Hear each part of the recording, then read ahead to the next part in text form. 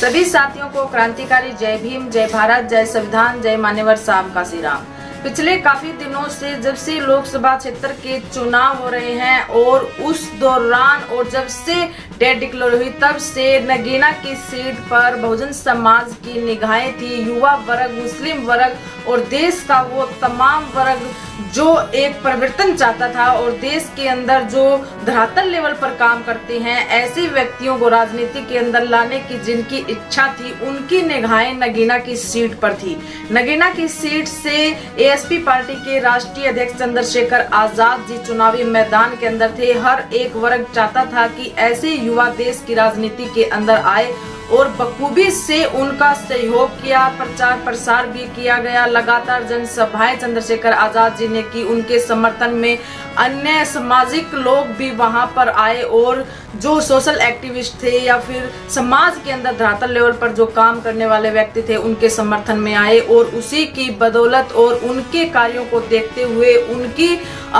मेहनत को देखते हुए वहां की नगीना के वोटर्स ने चंद्रशेखर आजाद जी को भारी बहुमत के साथ विजयी घोषित वहां से करवाया और दिल्ली की पार्लियामेंट में जाने के लिए उनका रास्ता साफ किया। वहां से नगीना की सीट से एएसपी पार्टी के राष्ट्रीय अध्यक्ष चंद्रशेखर आजाद जी लगभग 1.5 लाख वोटों से वो विजयी घोषित हुए और जो बहुजन समाज है, युवा वर्ग है, मुस्लिम वर्ग है, उसके अंदर भारी खुशी है और नगीना की सीट काफी दिनों से एक चर्चा के अंदर बनी हुई थी। अब वहां से एक बहुत बड़ी खबर हमारे सामने निकल कर आ रही है और बहुजन समाज देश के अंदर है, उनकी भी निगाहें नगीना की सीट पर अभी भी टिकी हुई है और लगातार ये बातें चल रही हैं कि चंद्रशेखर आजाद किस ओर जाएंगे, किसको समर्थन करेंगे और पार्टी के अंदर उनका क्या ओहदा रहेगा, क्या पद हासिल वो करेंगे। इस तरह की बातें, इस तरह की चर्चाएं अभी कल से लगभग शुरू हो चुकी है और बहुजन समाज के जितने भी लोग हैं, सामाजिक जो लोग हैं, उनके अंदर एक खुशी की लहर है और एएसपी पार्टी के राष्ट्रीय अध्यक्ष चंद्रशेखर आजाद को बधाई दे रहे हैं उनकी जीत के लिए और साथ में बहुजन समाज एक आस लगाए बैठा है कि जो धरातल लेवल पर जो बात उठाते थे चंद्रशेखर आजाद जी, सड़कों पर जो बात उठाते थे, वही बातें, वही हक अधिकारों की बातें देश की पार्लियामेंट के अंदर जाकर वहां उठाएंगे। इसी बीच पत्रकारों और मीडिया के साथियों से बात करते हुए उन्होंने इस बात का भी खुलासा किया कि वो किस पार्टी की ओर जा सकते हैं और किन को उनका समर्थन रह सकता है। उन्होंने बताया कि हम अकेले नहीं हैं, हमारे पप्पू यादव, हनुमान बेनीवाल और राजकुमार रोत जी हमारे ही साथी हैं और हमारे ही समर्थन के हैं। हम 4 सांसद हैं जो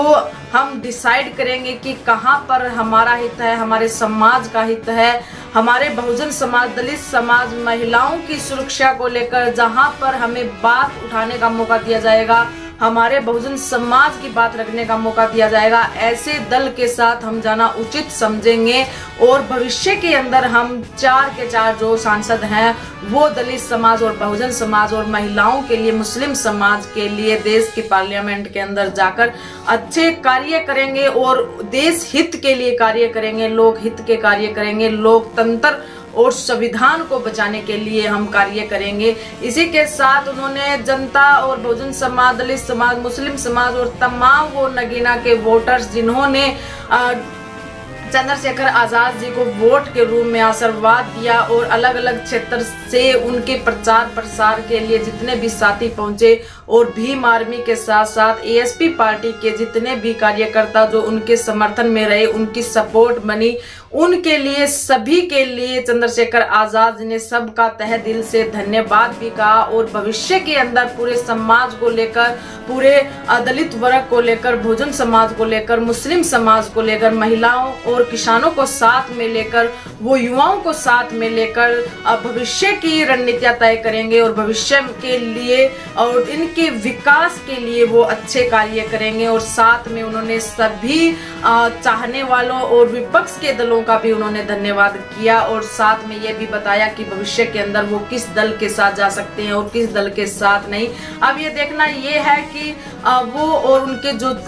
कॉन्टेक्ट के और उनके जो साथी हैं सांसद जो अन्य हैं वो किस दल में शामिल होते हैं या फिर अपने अलग से ही वो बने रहते हैं। इसी के साथ भोवी समाज से जुड़ी हुई तमाम छोटी बड़ी खबर देखने के लिए आप हमारे चैनल से जुड़े रहें। वीडियो को लाइक कीजिए, शेयर कीजिए और चैनल को सब्सक्राइब कीजिए। धन्यवाद।